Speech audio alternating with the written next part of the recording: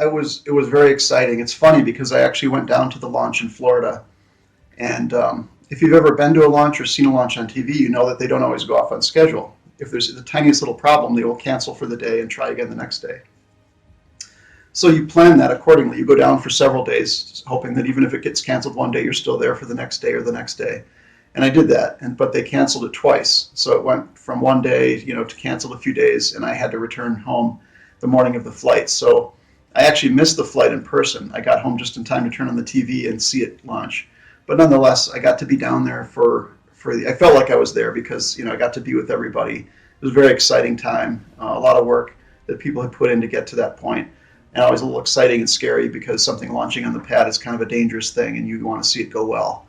And it did go very well, obviously.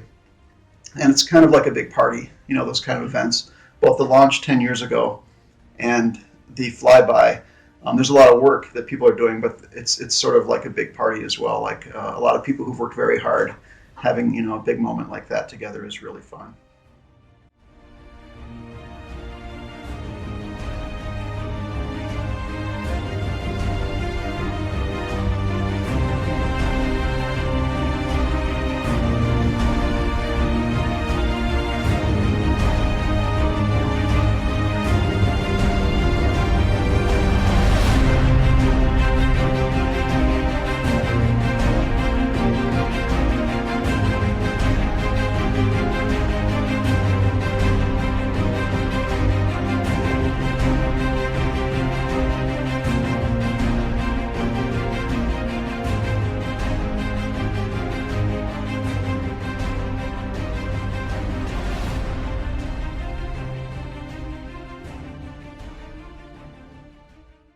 It sounds like science fiction, but it's not.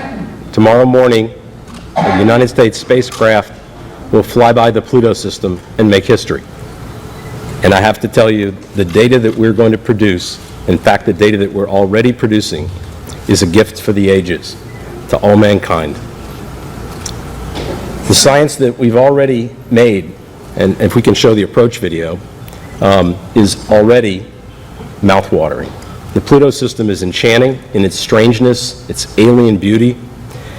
It's showing us tremendous diversity between the two planets in the system and their moons. We are already seeing a complex and nuanced surfaces that tell us of a history for these two bodies that is probably beyond our wildest dreams on the science team. Pluto has not disappointed.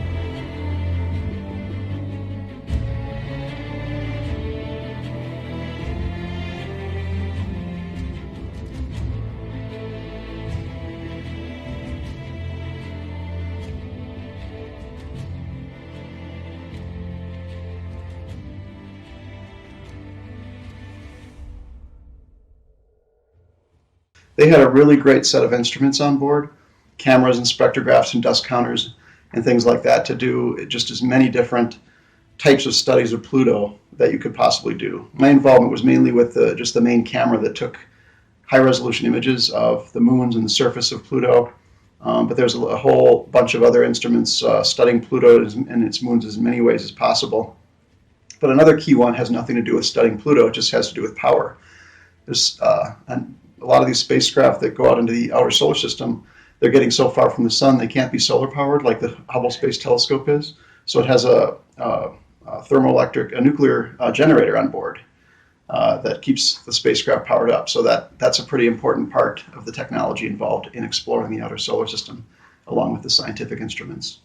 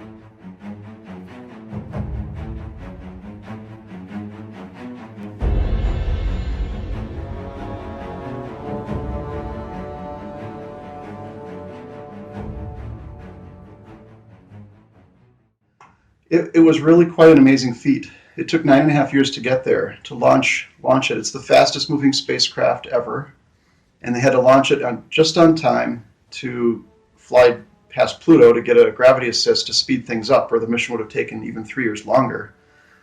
And then, of course, it's like flying a spacecraft through a keyhole after 9.5 years. They had to hit a certain spot.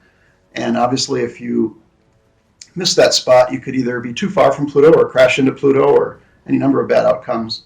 So right now, we kind of take for granted that the spacecraft flew perfectly to Pluto and hit the spot perfectly, because now we're just enjoying the images and everything. But obviously, without that, without the very careful mission planning, it could have taken either years longer or missed its target, and then you'd have nothing. So I would have to say that I was really, really impressed with the team that built the spacecraft and put it right in the right spot after a 9-year mission. Interesting aspect of that is not just, you don't just have to understand the trajectory of the spacecraft, you have to understand where Pluto's going to be. And it seems funny, you might say, well, don't we know exactly where Pluto's going to be?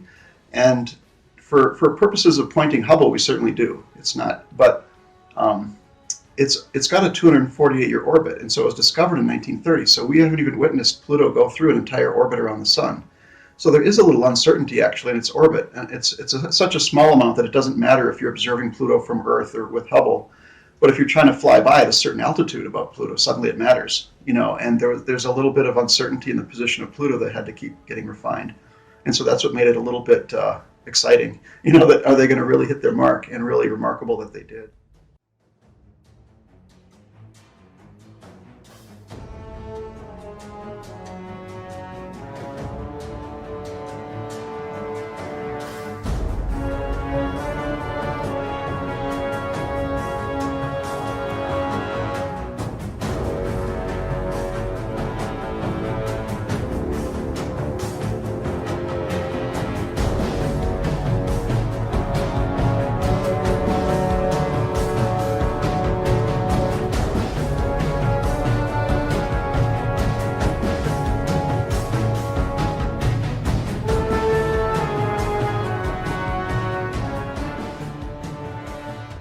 Well, it's hard to predict because, like we saw at Pluto, we were surprised, and you could also characterize the Hubble mission as some of our greatest accomplishments were ones that nobody predicted.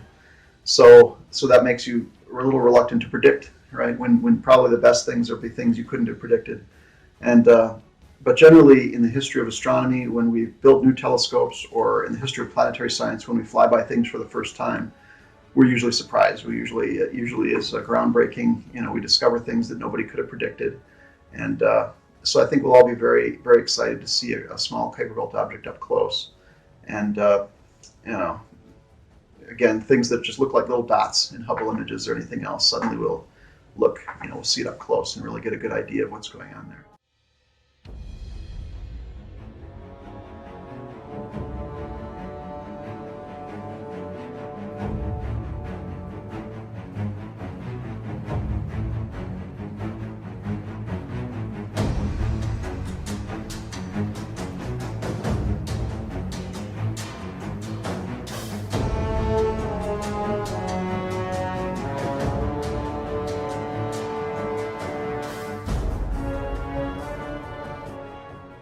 I really do. It's if you think of the classic planets.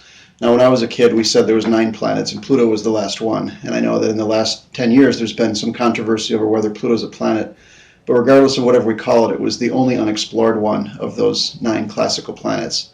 So for my whole life, it's been a real mystery, and we've done a great job of exploring the rest of the solar system, and it just seemed like our work wasn't going to be complete unless we actually explored Pluto up close.